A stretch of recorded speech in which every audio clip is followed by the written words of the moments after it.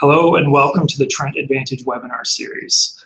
My name is Jason Picard and I'm an enrollment advisor here at Trent University. Tonight's topic is Child and Youth Studies, and we're really glad that you're able to join us. With me this evening, I have Carlene Pendleton-Jimenez, and she's got an excellent presentation that's going to provide a lot more information on this program for you. I'll just let you know there's lots of opportunities to ask questions throughout. There's the chat function as well as the question and answer, so please feel free to take advantage of those throughout. And without further ado, I'm going to turn it over to Carlene, and we'll get started with the presentation. Well, hi, my name is Carlene, and I'm the coordinator for the Child and Youth Studies program. And it's a new program at Trent, so we wanted to give you as much information as we can to let you know what we're doing. All right, that sounds good. We're going to have a whole bunch of information starting momentarily. We're just going to get our presentation up, and then here we go.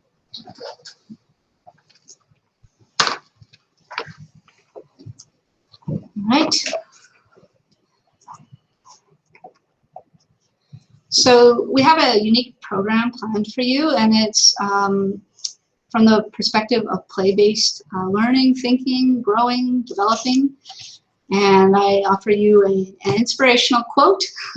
Play becomes a strategy for cultivating our imaginations, engaging our creativity, and embracing change. That's something you grow out of.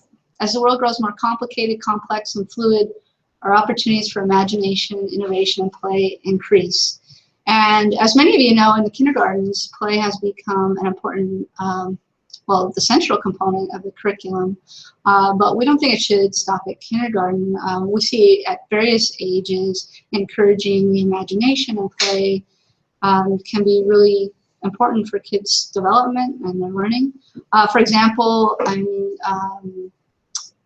a lot of teenagers love gaming, and they become problem solvers and collaborators, and learn about perseverance. They learn all kinds of skills from play that a lot of time educators or people working with children and youth in the community don't necessarily know about. But it could be any kind of play. It could be improvisation and theater. It could be dance. It could be sports. We're going to look at all of those different topics and put play as a central piece. Let me show you the next slide. So this is an interdisciplinary program, which is a fancy word for we have various disciplines coming in to offer us different perspectives. So we have, if you're in this program, you would take sociology classes, you would take psychology classes. We have education classes that are within the child and youth courses, and we have influence from the humanities. So we want you to be able to look at children and youth from various perspectives. So whether you're reading literature or whether you're reading research or case studies or the law, it's many different ways about thinking of the lives of children and youth. So here's an overview. I just put as an example, this would be the single major honors program, and you would need 20 credits. So 5.5 of those credits come from Child and Youth Studies courses. And as you can see, there's an equal number between psychology and sociology are the second major foundations. We also require a writing class, which is great because especially as you're coming out of high school, this offers you an opportunity to improve your essay writing so that when you're hitting university, you'll have the skills to get good grades and to be able to express your ideas. And then 9.5 electives. So that's great because then you can take a wide range of courses from the other programs, such as sociology, psychology, English, anthropology, media studies, history, business, many variety of courses. So, in a sense, you're taking half of them with us and then half that you get to choose what you're interested in. So for those of you wondering what your first year would look like, here's a schedule.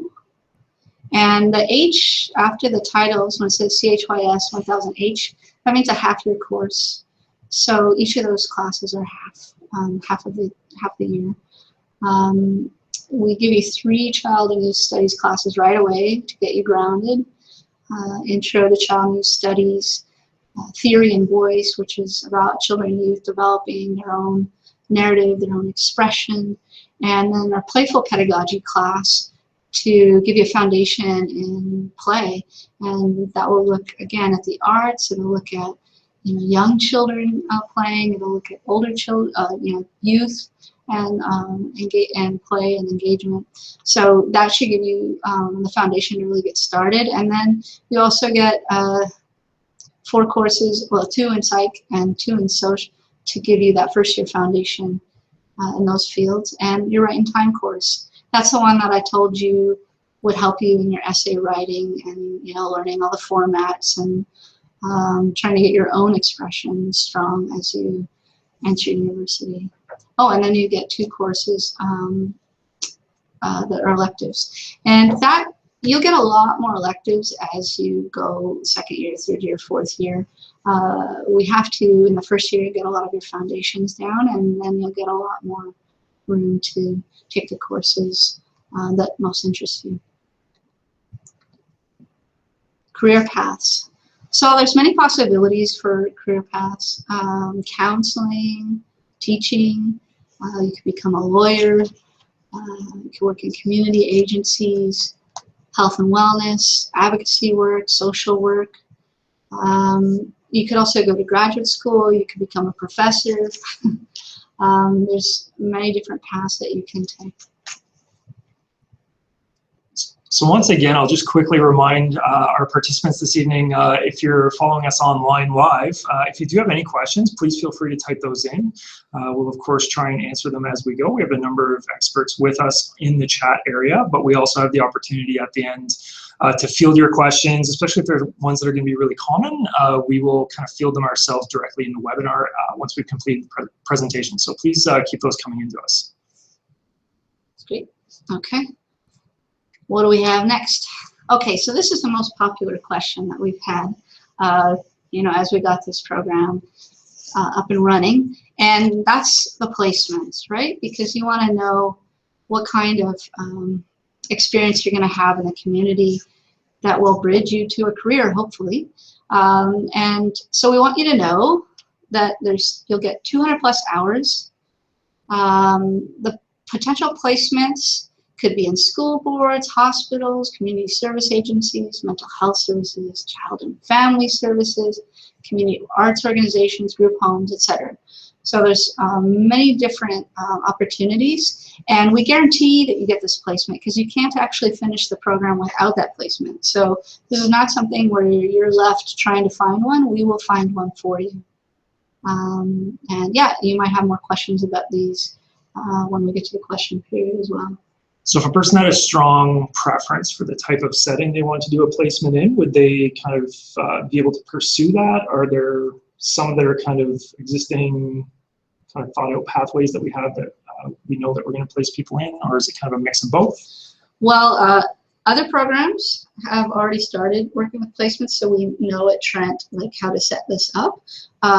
Because this is our first year and we're not doing placements till year 4, we're still finding placements specifically for child and youth studies. My students will have an opportunity to state their interests, and we will work towards finding placements that are suitable and interesting and engaging to the students. Perfect.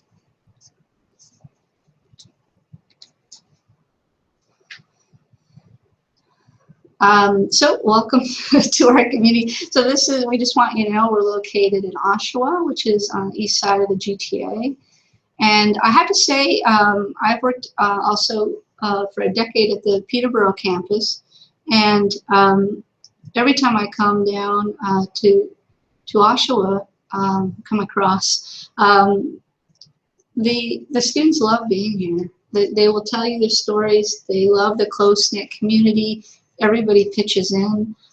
Even working as a coordinator for just starting up this program, I find faculty, admin, everybody comes.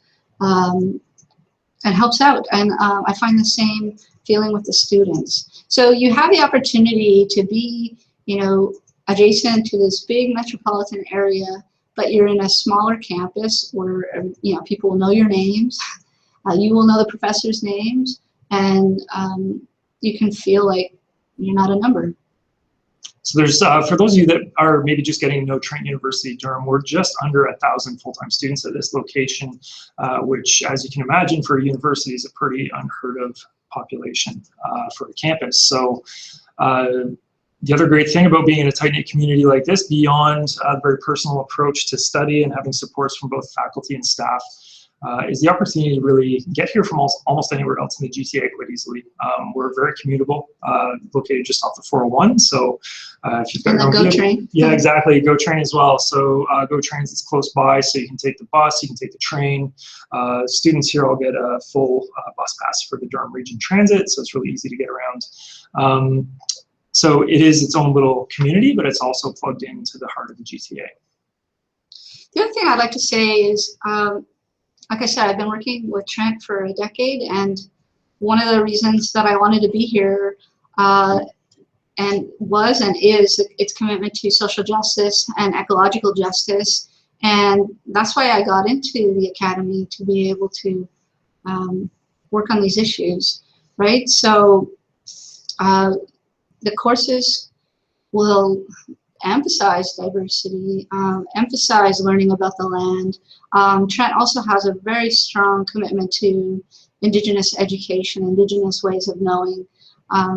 We want to offer all of our students ways to think critically about the world, to creatively, examine opportunities for change. And we don't want to keep with the status quo. We want a world where people are not being hurt so much.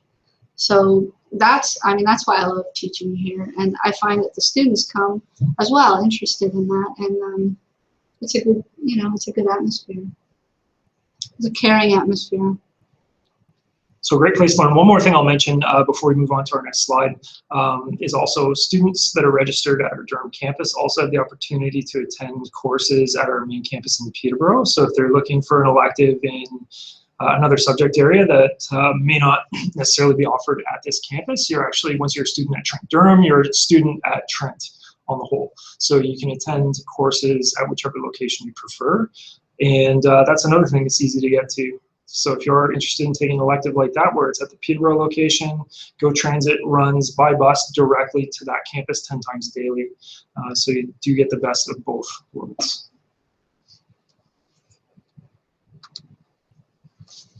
This is how you can find us.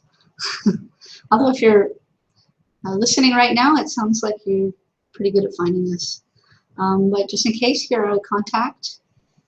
And if you think of questions later, this is where you can find us.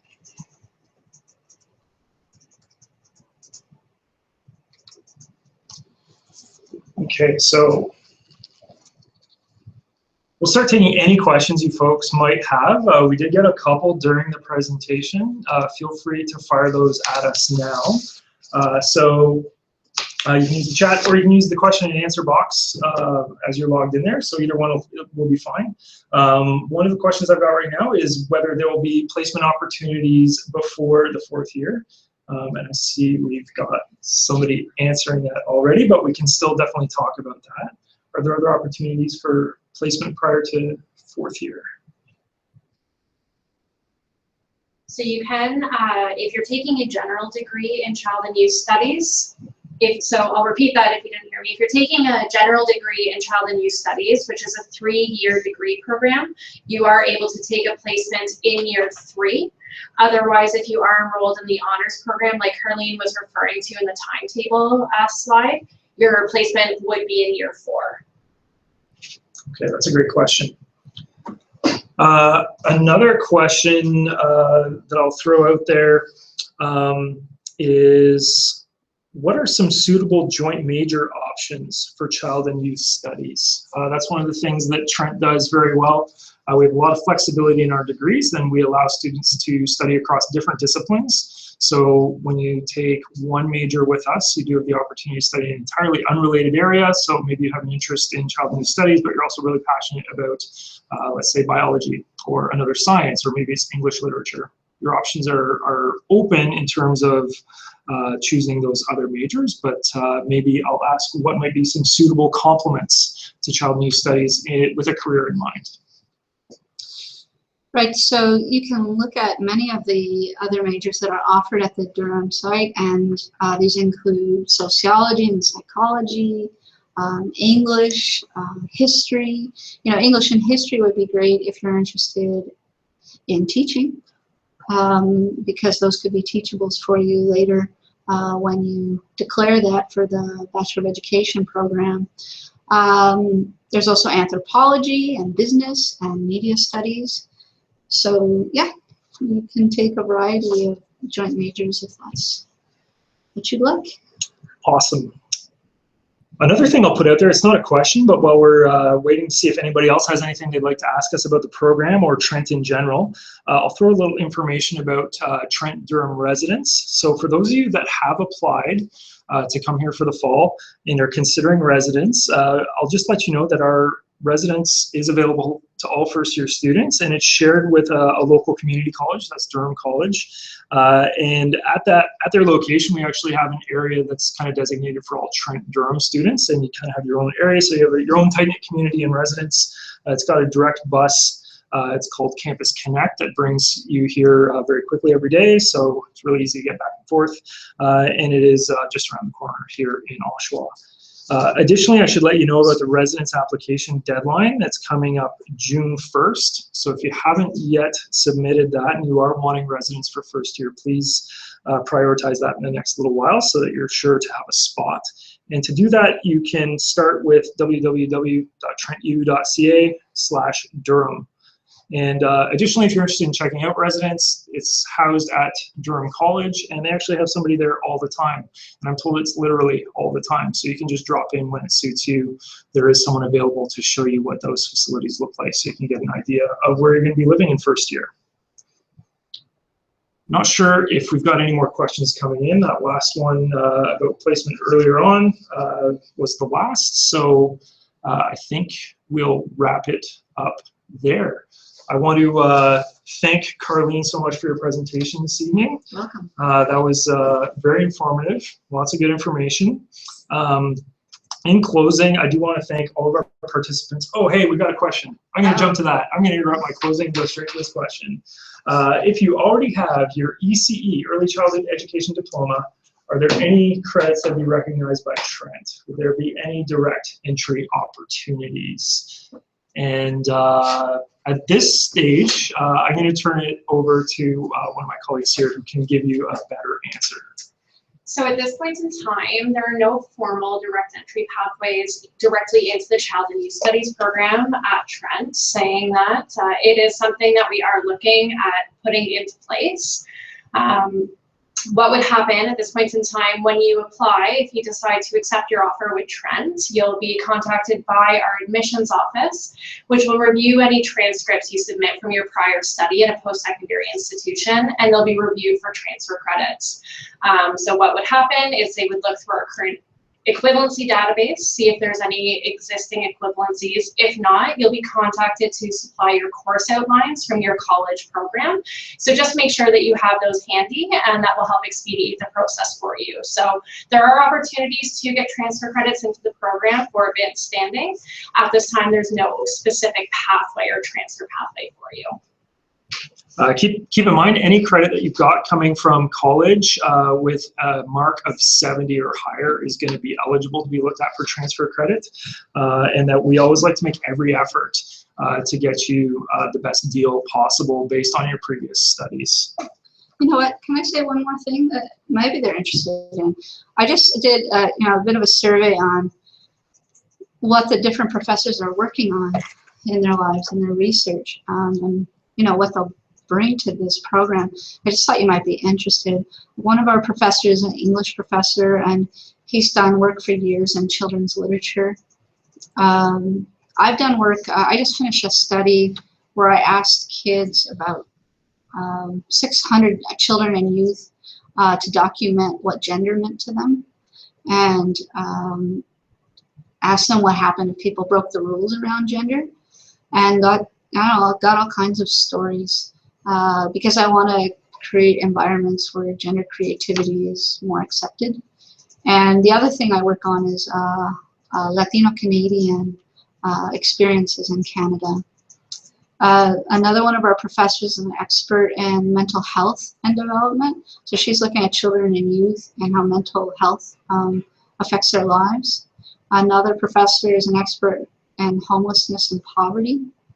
And finally, yet another one looks on how you use play-based strategies in helping children learn math. So we have a wide variety of interests, and yeah, maybe some of that's of value to you. So lots of different areas that students can study and learn Yeah, a little bit they're more. a very creative group of faculty with a lot of experience, and what I like is all of their projects are, you know, they're dynamic, they're not traditional, they're looking, you know, well, they're a lot about care for the children and youth, but they're also looking at innovative ways to work with children and youth. Sounds like a great preparation for getting out there and working firsthand in the community. We've got a question here about online courses, and I see that's been answered in the chat already. With this degree, I've got a new one here, and I think this is a really great question. With this degree, are we able to apply for a teacher's degree? So this would certainly qualify you to carry on to a Bachelor of Education, and that's another program that we offer at Trent. The 2-year B.Ed is located at our Peterborough campus. So if you're interested, this is certainly going to make you eligible. If you're considering teaching at the secondary level, it would probably be important to pursue a few courses in another subject area, a second teachable, for example. But this would certainly be good preparation for teaching. I should say too, we have an agreement that a certain number of we have out of this program, that we have a few spaces reserved at the Bachelor of Education for students in this program. So I actually think this, you know, I know it's an ideal major for a lot of careers, but I do see it as an ideal major for teaching, because you'll have the courses, the experience, you know, wherever you pursue your Bachelor of Education, you're going to have a really strong application. And especially for, you know, a lot of people are coming out of high school, and there are people that know, I want to work with children and youth. You know, they know that already. I didn't know those things for a while, but some people do. And so we have this program for you. So a couple more questions have come up. One's admissions related. When are acceptance offers going to be sent out? So for those of you that are waiting for an offer of admission, it's very important to keep an eye on your Ontario University's Application Centre account and to keep track of the login information for that. That's the best place to see the status of your application. You would also likely have heard from us shortly after applying and have been given your login credentials for your MyTrent portal. And there's an applicant profile or an applicant version of that you have full access to, and you can see more information there. So for those that didn't apply through the Ontario University's Application Centre, we do get some students that apply directly. Please keep an eye on the email that you provided on your hard copy application. And if you have any questions about that, you can always call us, and we'll be happy to look into it directly if you're unable to access either UAC or the email where you first applied. Another question about online courses. I may have to defer to a colleague on this one. Do we know when online courses might be available specific to child and youth studies? So at this point in time, any online course development would still be pending. So I don't have a firm answer for you. It's something we can certainly look into and get you a more explicit answer on. I would say the earliest potential for online courses would likely be the fall of 2017. But that's just me kind of throwing a date out there. So at this point, we would have to look into confirming that for you. Another fresh question here, is experience credited? And by that, I'm assuming that you're referring to practical experience, work, etc. And how it might relate to admissions status, I would let you know that we, for admission purposes, look strictly at academics. So we look at any high school transcripts as well as your post-secondary background for admissibility. And then any additional things that you might want to add, there is some additional documentation you can provide once you've first logged into your MyTrent portal.